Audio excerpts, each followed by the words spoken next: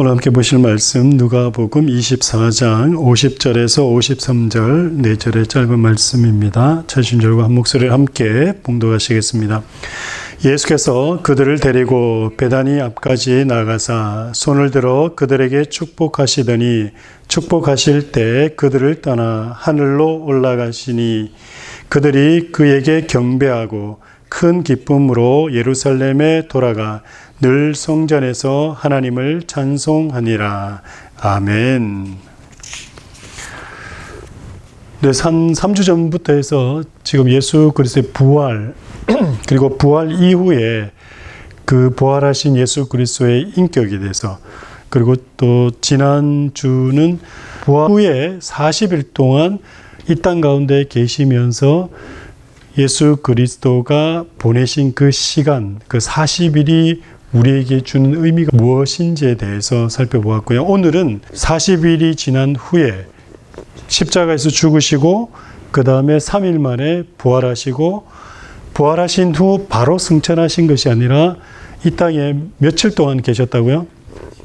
40일 동안 계시다가 40일 후에 승천하셨습니다. 그래서 오늘은 그리스도의 승천이 주는 의미가 무엇인지에 대해서 한번 알아보겠습니다. 승천을 우리가 한글로 풀면 하늘의 오르심이라고 들을 수 있습니다.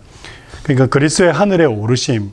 그러니까 이 땅에 지금 제가 지금 말씀드리는 내용이 이해가 되시죠?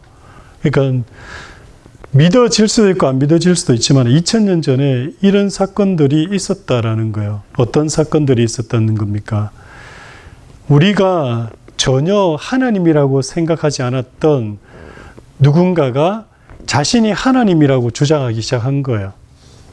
그러니까 이거는 역사적인 팩트입니다. 역사적인 팩트. 근데 사람들은 그걸 믿지 않았어요. 왜요? 똑같이 사람처럼 행동을 했거든요. 사람과 같이 살고 사람처럼 먹고 사람처럼 자고 사람처럼 피곤하고 사람처럼 여러 가지 일들을 했단 말이에요. 시간적 공간적인 그런 제한 속에서 있었단 말이에요. 어떤 사람이, 그러니까 이거는 제가 그 역사적으로 인류학적으로 말씀을 드리는 거예요. 신자로서 제가 목사로서 말하는 것이 아니라 인류 역사가 기록하기를, 성경은 이를 믿는 자들 때문에 우리가 가지고 있는 거지만 역사 기록이 또 있잖아요. 근데 그 역사 기록에 의하면 이스라엘 땅에 누가 있었는데 그 사람이 십자가에 죽기 전에 자신이 하나님이라고 그랬다라고 이야기한 기록들이 있어요. 로마 기록에 의해서도 있고 여러 가지 그 당시 문헌에 보면 있단 말이에요. 그런데 그 기록에 의하면 그 사람이 자기가 하나님이다라고 주장할 때 사람들이 믿는 사람도 있었고 안 믿는 사람도 있었다라는 겁니다.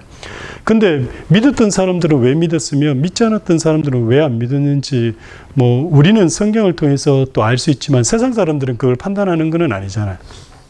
여하튼 간에 어떤 사람이 자기가 하나님이다라고 이야기를 한 거예요.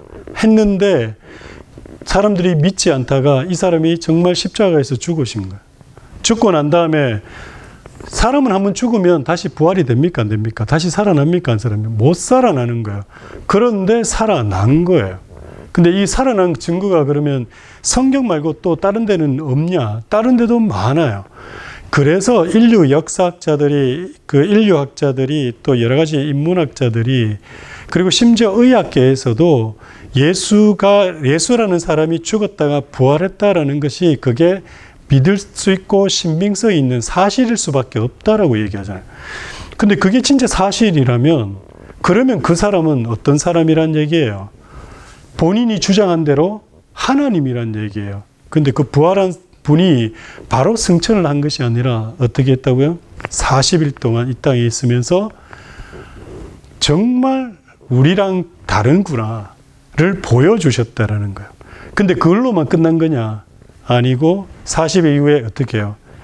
사람들이 보는 눈앞에서 하늘로 승천하는 것을 직접 보여주셨다라는 겁니다.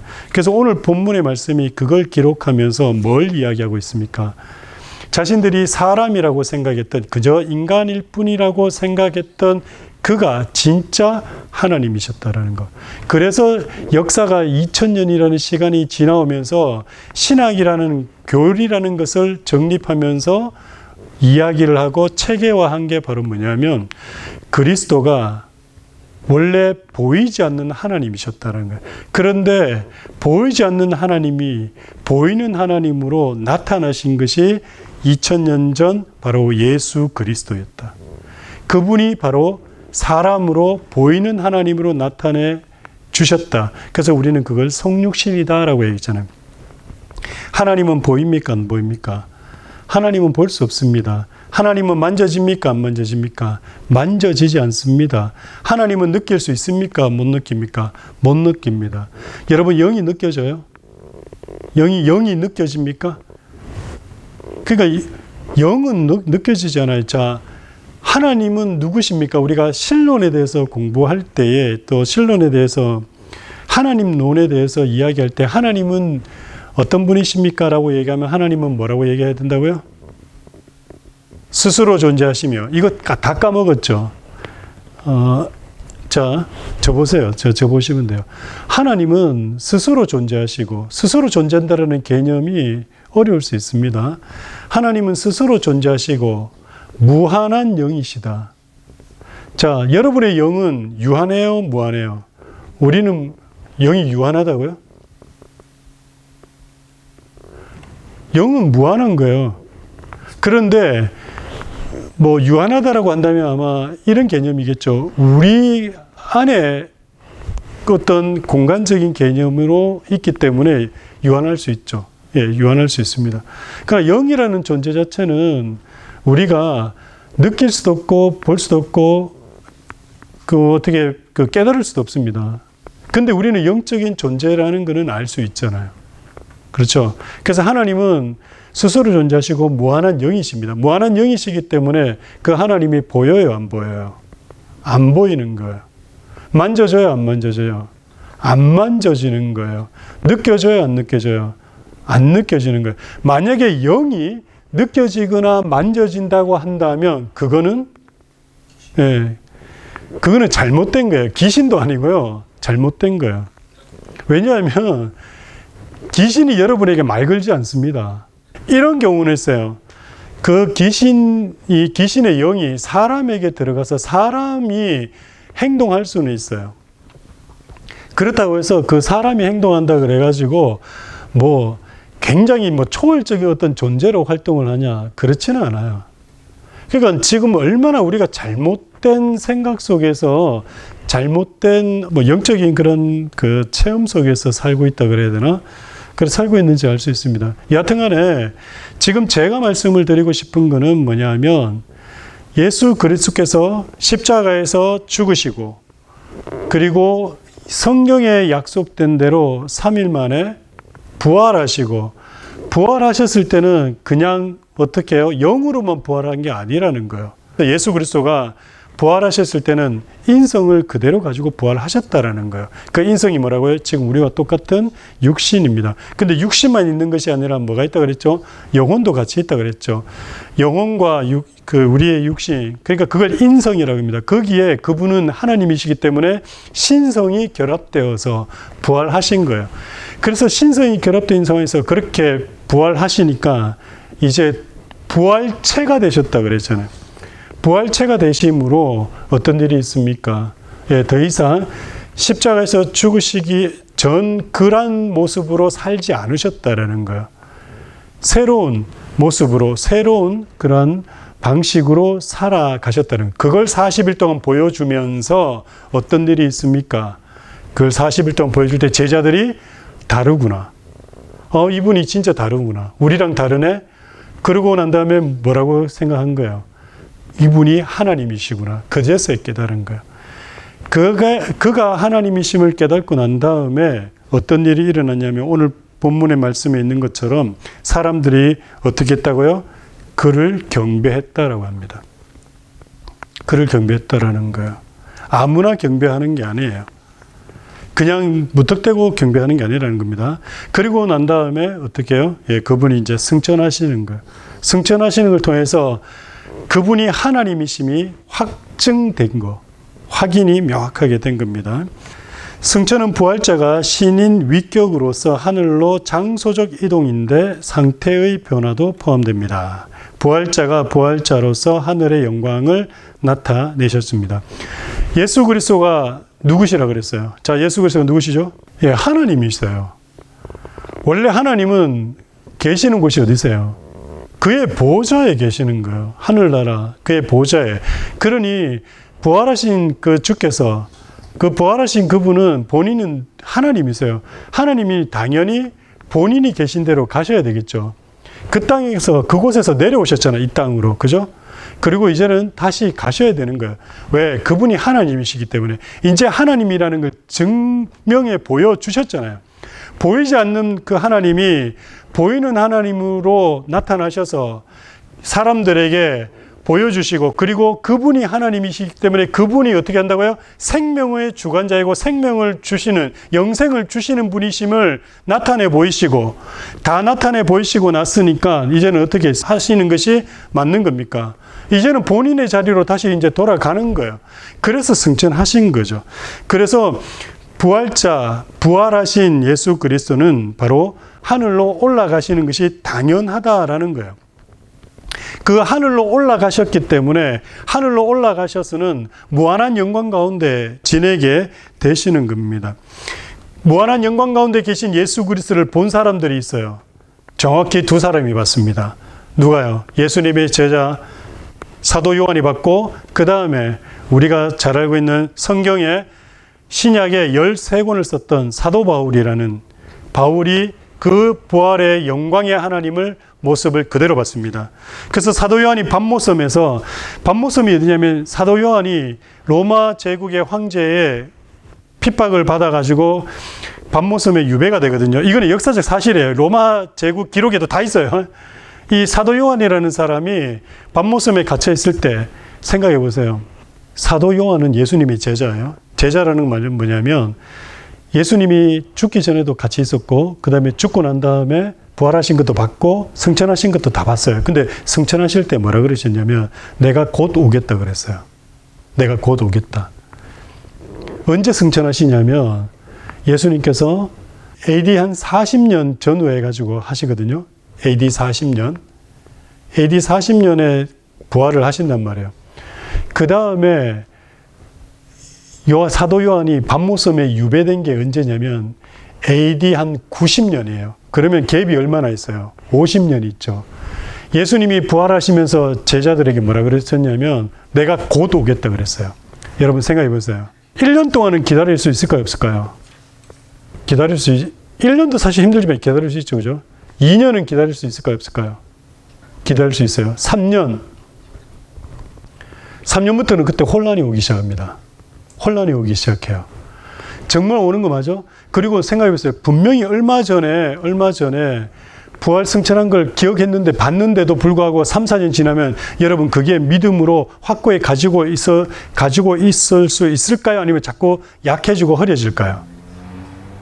흐려져요. 이게 아무리 내가 직접 봤지만 나중에는 헷갈리기 시작합니다. 그러면 어떤 일이 있냐면 그 당시 예수를 믿었던 사람들이 모여 있다가 핍박은 오죠.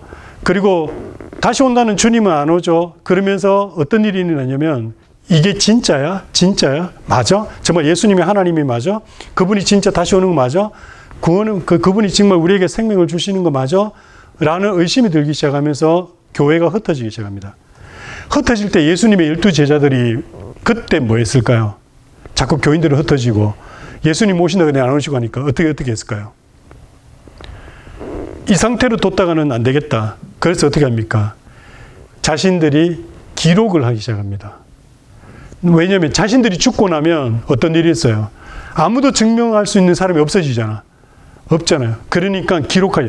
그래서 기록한 것이 뭐라고요? 성경이라는 겁니다. 그렇게 성경이 기록된 거예요. 물론 신약을 얘기하면 구약은 제가 따로 또 나중에 말씀드려요. 그래서 이 제자들이 흩어지는 교인들에게, 그리고 나중에 자기들이 죽고 나서도 예수 그리스도가 이 땅에 오셨고 하나님이 사람이 되어 오셨고 그가 십자가에서 죽으시고 우리의 죄를 다 용서하시고 사하시고 그리고 부활하시고 승천하셨다는 걸 다 기록하고 난 다음에 제자들이 하나둘 사라지기 시작합니다. 그리고 제자들도 순교를 당해요. 다 핍박받아서. 근데 사도 요한만은 끝까지 사는데 유배지로 가게 되거든요. AD 90년경에 88년도 이 어간에 가서 있는데 자기도 지금 그럴 거 아니에요. 유배지에 와 있어. 그리고 자기가 목회하던 교회 교인들은 자꾸 흩어지고 있고 거기서 자꾸 편지가 와 사람들한테. 성도들이 자꾸 떠나고 있습니다. 예수님이 오신다 그랬는데 언제 오십니까? 그러니까 사도 요한도 미치겠죠. 지금 자기는 밤모섬에서 지금 막 유배당하고 거기서 막 힘들게 일하고 있는데 막 교회들은 흩어진다 그러니까 그래서 그가 막 힘들어서 이거 정말 내가 잘못 본 거 아니야? 내가 지금 믿는 거 맞아? 왜냐면 50년이 지났죠. 여러분 50년 전 기억 다 나요? 여러분 태어날 때 여러분 있었던 그런 기억들이 다 나요 지금? 엄마 아빠가 얘기해 줬지만 그거 다 기억 나요? 안 나잖아. 근데 50년이 지났어요 여러분. 50년 지났는데 그게 믿음이 지켜진다는 게 그게 쉬운 일이 아니잖아요. 그래서 사도 요한이 밤모섬에서 막 기도하고 있을 때 그때 그리고 자신도 믿음에 대한 포기가 지금 일어나고 있을 때 그때 어떤 일이 있냐면 요한계시록 1장입니다. 보시기 바라요. 요한계시록 1장 13절. 자, 시작. 그 사이에 인자 같은 이가 발에 끌리는 옷을 입고 가슴에 금지를 띠고 내 머리와 털의 지지가 흰 양털 같고 같으며 그의 무릎 굵것 같고 그의 말은 경문불에 달려난 빈잔과 같고 그의 음성은 많은 물소리와 같으며 16절 17절 우리 함께 읽겠습니다. 그의 오른손에 7별이 있고 그의 입에서 좌우에 날성검이 나오고 그 얼굴은 해가 힘있게 비치는 것 같더라. 내가 볼 때 그의 발 앞에 엎드려져 죽은 자 같이 되매 그가 오른손을 내게 얹고 이르시되 두려워하지 말라. 나는 처음이요 마지막이니. 아멘. 자, 지금 부활 승천하신 예수 그리스도 모습이 어떻다고요 지금? 13절 보시면 촛대 사이에 인자 같은 이가 그죠? 사람 같은 사람이라는 얘기죠. 그죠? 사람 같은 이가 발에 끌리는 옷을 입고 가슴에 금띠를 띠고 그의 머리와 털의 희기가 흰 양털 같고 눈 같으며 그의 눈은 불꽃 같고 그의 발은 풀무불에 단련한 빛난 주석 같고 그의 음성은 많은 물소리와 같으며 그의 오른손에는 7별이 있고 그의 입에는 좌우에 날성검이 나오고 그 얼굴은 해가 힘있게 비치는 것 같더라. 근데 지금 이 모습을 딱 본 이유가 바로 뭐 때문에 봤냐? 아까 얘기했죠. 도대체 이분이 다시 온다 그랬는데 오시지 않고 교회는 흩어지고 있고 자신의 믿음과 신앙이 자꾸 약해져 갈 때에 그때 어떤 일이 일어난 거라고요? 나타내 보여주신 거예요. 나타내 보여주신 거. 살아계시다라는 거. 이분이 하나님으로서 존재해 계신다라는 것을 보여주신 거예요. 근데 이걸 제가 왜 보여드리냐면 부활하시고 승천하신 후 하나님이신 그분이 본인의 자리에 가셔서는 지금 어떻게 하셨냐면 바로 본인의 그러한 모습에 하나님으로서의 모습을 보여주셨다라는 거예요. 하나님의 모습을. 근데 이런 모습은 이 땅에 계실 때는 아무도 볼 수 없었고 또 보지도 못했고 또 보여주지도 않으셨다라는 거예요. 그래 이런 모습이 또 사도 바울에게도 그대로 나타났죠. 사도행전 한번 보겠습니다. 사도행전 9장 한번 찾아보세요. 사도행전 9장 3절에서 5절까지 말씀인데 우리 함께 읽겠습니다. 시작. 사울이 길을 가다가 다메섹에 가까이 이르더니 호련히 하늘로부터 빛이 그를 둘러 비추는지라 땅에 엎드려져 들음에 소리가 있어 이르시되 사울아 사울아 내가 어찌하여 나를 박해하느냐 하시거늘 대답하되 주여 누구시니까 이르시되 나는 내가 박해하는 예수라. 아멘. 여기서 나오는 그 바울은 원래는 그리스도인들을 박해하던 사람이었어요. 근데 나중에 지금 오늘 읽었던 이 내용에서 이때 예수를 만납니다. 누굴 만납니까? 부활하신 예수인데 그냥 부활하신 예수가 아니라 부활 승천하셔서 원래 하나님 자리에 가 있던 그 하나님을 만나게 돼요. 그래서 그 사람이 완전히 뒤집어져요. 자, 여러분들 가운데 예수가 안 믿어진다? 예, 뒤집어져야 돼요. 만나야 돼요. 만나야지만 뒤집어질 수 있습니다. 만나지 못하는데 뒤집어지지 않아요. 종교적으로 종교화되지 정말 인격적인 예수 그리스도를 만나지 않으면 내가 변화되지 않습니다. 바뀌지 않습니다. 사도 바울은 어떤 일이냐? 핍박하고 또 그리스도인들을 잡아다가 감옥에 집어넣고 하던 원래 핍박자였어요. 그런데 오늘도 역시 이 사도 바울은 그리스도인들이 다메섹 근처에 있다라는 얘기를 듣고 쫓아가서 다 결박해가 잡아가지고 오려고 가는 와중에 주께서 이 사도 바울을 만나주시는 거예요. 승천했다는 의미가 뭐냐면 이분이 하나님이시니까 원래 하나님 자리로 갔다라는 거예요. 원래 하나님 자리로 갔다는 얘기는 그분이 내려오셨다라는 얘기잖아. 그죠? 근데 내려오실 때는 어떻게 내려오셨냐면 지극히 사람으로 내려오셨어요. 왜냐하면 그렇게 죽으셔야지만 어떻게 우리 죄를 사하니까. 그러나 우리 죄를 사하고 난 다음에는 더 이상 죄값의 지불이 필요 없으니까 부활하신 거예요. 부활하실 때는 어떻게 부활하시냐면 우리의 인간과 똑같이 부활하셨지만 하나님으로서 이제는 부활하신 거예요. 하나님으로서. 그래서 그걸 하나님으로서 부활했다라고 하기 이전에 부활자로 새로운 영체로 나중에 우리도 그렇게 될 그런 몸으로 이분이 부활하시고 40일 동안 계시면서 그리고 이분은 원래 하나님이시니까 다시 하나님 자리로 가셨을 때 그분의 영광이 그분의 모습이 어떻게 나타나냐. 부활 승천하신 후에 그분의 어떻게 하냐. 지금 읽었던 두 성경 구절의 모습이라는 거예요.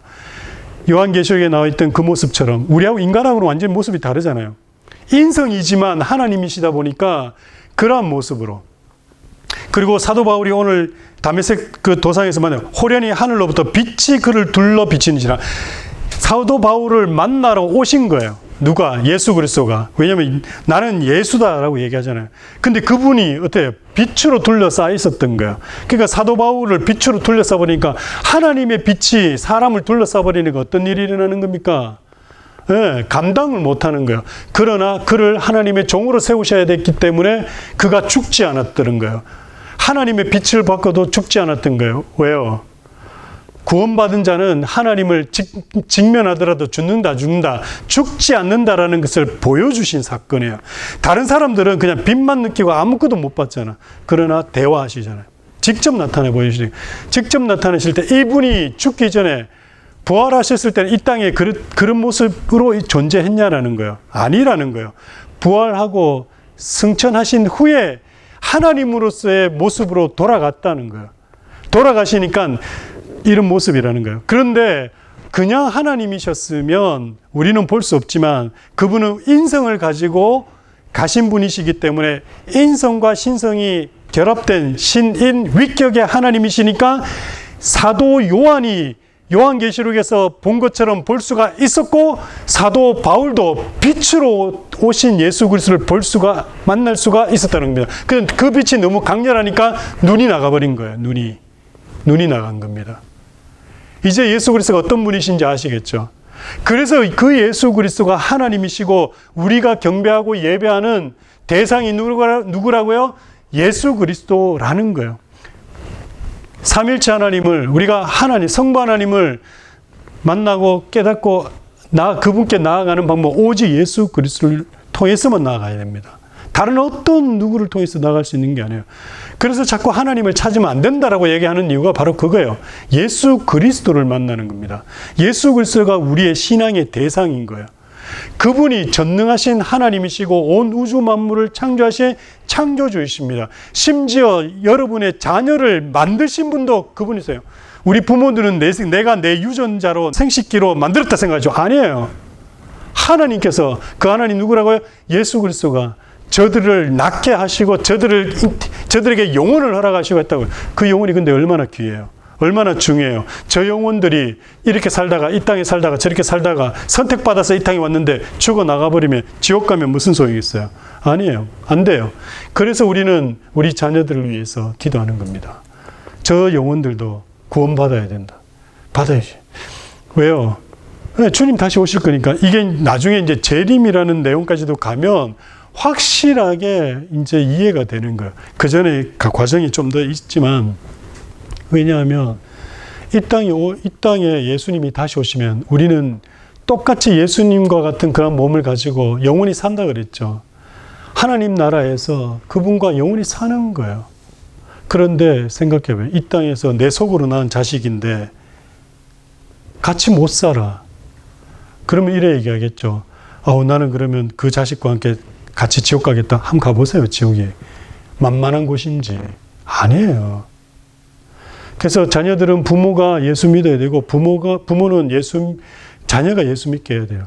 그런데 우리는 언약신학이라는 게 있습니다. 바로 뭐냐면 부모가 예수 믿으면 자녀들은 하나님의 백성으로 입양시켜요. 그걸 우리가 언약신학. 그래서 부모의 신앙 고백이 중요한 겁니다. 부모의 신앙 고백이 중요한 거예요. 우리 자녀들에서. 물론 거꾸로 될 수도 있어요. 자녀가 예수 믿고 부모를 전도하는 경우도 있어요.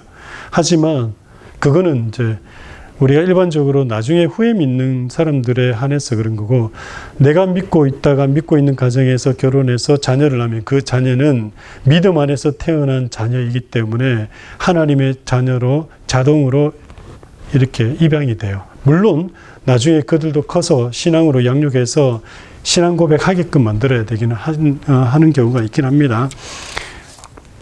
자, 그래서 오늘 그리스도의 하늘에 오르심의 이 핵심적인 내용은 뭐냐면 그분이 하늘로 오르신 이유가 뭐냐라는 거예요. 하나님이시기 때문에 하늘로 올라가는 거라는 겁니다. 그분이 원래 있던 자리로 그분의 보좌 앞으로 간 겁니다. 그리고 그분이 하나님 보좌로, 자신의 보좌로 복귀하고 난 다음에 나타난 그 영광은 어떤 영광이었냐? 이 땅에 나타나신 그 모습과는 차원이 다른 모습의 영광으로 변화되셨다라는 겁니다. 이 땅에 있을 뿐만 아니라. 그런데 그분이 또 인성을 가지고 계시니까 그 인성이 우리에게 주는 은혜가 또 혜택이 있다고 제가 말씀드렸죠. 히브리서 9장 24절에 의하면 그리스도는 승천하여 하나님 얼굴 앞에 나타나시어 그의 피 흘려 속죄 사역을 이루었음을 보고했습니다. 자, 이 말이 뭐냐면 그리스도께서 부활하셔서 승천하셨죠. 그대로 승천하셔가지고 하나님 앞에 나타나십니다. 아버지 하나님 앞에 나타나셨죠. 나타나셔서 어떻게 합니까? 자신이 십자가에서 죽었다라는 그 완전한 속죄 제사를 보여주시죠. 아버지 하나님께. 그러므로 속죄가 완전히 이루어졌다라는 것을 하나님 아버지가 선포하십니다. 선포하심으로 어떻게 속죄가 완성이 돼요. 우리의 모든 죄가 다 씻어졌다는 것. 그래서 모든 죄가 다 씻어짐으로 어떤 일이 있습니까? 원래 인간에는 사람은 누구의 영이 함께 했습니까? 하나님의 영이 함께 했어요. 그 하나님의 영이 인간의 범죄로 말미암아 떠났다 그랬죠. 왜요? 하나님은 거룩하시기 때문에 죄와 함께 있을 수 있다 없다? 없어요. 그래서 떠나셨습니다. 그런데 이제는 그 죄가 없어져 버리니까 하나님의 영이, 하나님이 우리 가운데 오실 수 있는 거잖아요. 그래서 속죄 그 사역이 완료되는 것이 선포되고 난 다음에 어떤 일이 자동적으로 일어난다고요? 하나님의 영이 우리에게 자동적으로 임하는 거예요. 그것이 무슨 사건이냐면 오순절 사건이 바로 그 사건입니다. 사도행전 2장 보시기 바라요. 자, 여러분 사도행전 2장 보세요. 2장 보시면 제가 읽으면서 설명해 드릴게요. 한번 눈으로 따라오세요. 오순절 날이 이미 이름에 그들이 다 같이 한 곳에 모였더니 호련히 하늘로부터 급하고 강한 바람 같은 소리가 있어 그들이 앉은 온 집에 가득하며 마치 불의 혈처럼 갈라지는 것들이 그들에게 보여 각 사람 위에 하나씩 임하여 있더니 그들이 다 성령의 충만함을 받고 성령이 말하게 하심을 따라 다른 언어들로 말하기를 시작하니라. 지금 2절에서 호련히 하늘로부터 급하고 강한 바람 같은 소리가 있어 그리고 그들에게 3절에서 그들에게 임하였더니 라고 그러죠. 이게 바로 뭐냐면 바로 성령의 임재, 성령의 임하심을 의미하는 겁니다.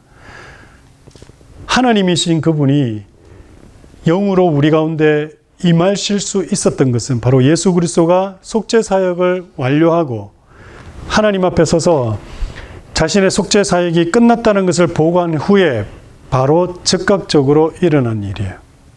그게 하나님의 영이 오는 겁니다. 그래서 예수를 믿는 사람들에게는, 이후로 예수를 믿는 사람들에게는 다 성령이 임하는 겁니다. 하나님의 영이 임하는 겁니다. 하나님의 영이 임하면 어떤 일이 어떻게 된다고요? 영생을 얻는 겁니다. 영원한 생명을 얻는 거예요. 그러면 영원한 생명을 얻는다면 영원한 지옥불에 떨어진다는 얘기입니까? 아닙니까? 아닌 거예요.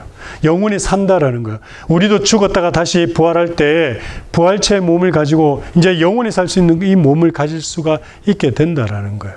그것을 이야기하고 있는 것이 성경이라는 거예요. 성경. 그리고 제가 그걸 전하는 그런 사역을 하고 있는 거라는 거예요. 만약에 그런 게 가짜고 거짓말이고 한다면 제가 미쳤습니까? 또라이입니까? 공부 이빠이 하고 이러고 있게. 아니라는 거예요. 종교생활은 얼마든지 할 수 있어요. 뭐 굳이 교회에서 안 해도 돼요. 종교생활은. 절간에 가서 해도 되고 선하게 참선하면서 할 수 있어요. 그런데 세상 종교는 한 가지만 얘기합니다. 뭐요? 내 노력만큼 대받는다. 그것만 얘기하고 있어요. 영원한 생명 모른다. 성철 스님도 자기가 어디로 가는지 몰라요. 열반했다 하지만 열반했는지 안 했는지 어떻게 알아요? 우리 몰라요. 그리고 여러분, 착하게 살면 복 받는다. 얼마나 착하게 살아야 되는데. 착하게 산다라는 그 측정의 기준이 있나요, 여러분? 없어요. 교회 다니면서도 그렇게 신앙생활 하는 사람들 많습니다. 기도 많이 하면 된다고. 기도 얼마나 해야 되는데 그러면 응답받는데. 여러분, 기독교는 그렇게 가르치지 않아요. 그리스도교는 그걸 얘기하지 않습니다. 그리스도교는, 진짜 그리스도교는요, 기도하면 뭔가를 얻을 수 있습니다라고 가르치면 그거는 이미 기복 종교가 돼버리는 거예요. 기도하지 말라는 것이 아닙니다. 나중에 기도의 의미를 알면, 기도한다라는 그 개념을 알면 그게 무슨 의미인지 알아요. 하지만 뭔가를 얻기 위해서, 뭔가를 내가 갖기 위해서 기도해야 된다. 그런 순간 그거는 이단이 아니고 무속이 되는 거, 사이비가 되는 거예요. 미신이 되는 거예요. 그러니까 우리가 잘 알아야 됩니다. 알아야 되는 것은 오직 예수 그리스도밖에 없습니다. 그분이 누구신가? 그리고 그분이 우리에게 이루신 것이 무엇인가? 그리고 앞으로 우리에게 이루어질 일들이 무엇인가를 알면서 하나님이 온 우주 만물을 만드셔서 창조하셔서 그리고 우리 인간들에게 다 주셨어요. 그럼 우리는 그걸 잘 활용을 하면 되는 겁니다. 활용을 해야죠. 뭘 가지고? 우리의 지식과 지성과 어떻게 지혜를 가지고. 근데 지성과 지혜는 다 내팽개쳐버리고 사람들이 이런 공부 못하는 친구들이 이런 친구들이 있어요. 실컷 공부 안 하고 며칠 전에 기도해가지고 열심을 해가 시험 잘 치려고. 그거는 여러분 신앙도 아니고 믿음도 아무것도 아니에요. 그리고 이런 사람이 있어요. 우리 인간이라는 거는요, 지식을 쌓아야지만 나중에 그 결과와 혜택을 받을 수가 있어요. 근데 그걸 쌓지도 않고 뭔가를 혜택을 받으려고 한다는 그는 요행이라고 얘기를 하는 겁니다.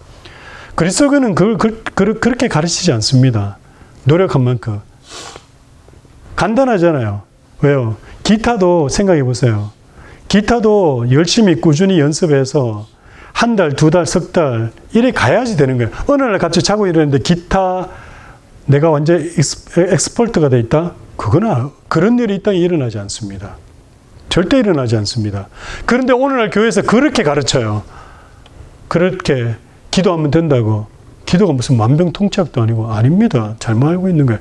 제대로 알아야 됩니다. 제대로. 자, 한 번 더 말씀드립니다. 부활 승천하신 주님은 하나님이십니다. 그분이 온 우주 만물을 창조하셨습니다. 자, 우리 부모님들, 여러분의 자녀를 누가 만들어내셨다고요? 그분이 만들어내신 거예요.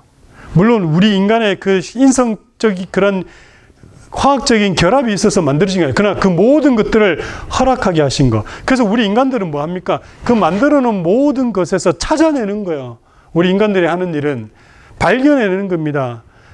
그걸 가지고 활용을 하는 거예요, 우리는. 그게 바로 우리에게 주신 하나님의 능력이에요. 근데 그걸 띄워놓고 자꾸 딴짓을 하려고 한다면 그는 틀린 거라는 거예요. 오늘 부활하신, 그리고 승천하신, 원래 하나님으로 돌아가신 그 하나님의 모습이 어떤 모습인지 그것을 좀 기억할 수 있는 그런 시간이었으면 좋겠습니다. 기도하겠습니다. 참 좋으신 아버지 하나님, 성찬하신 그리스도에 대해서 오늘 말씀을 함께 나눴습니다.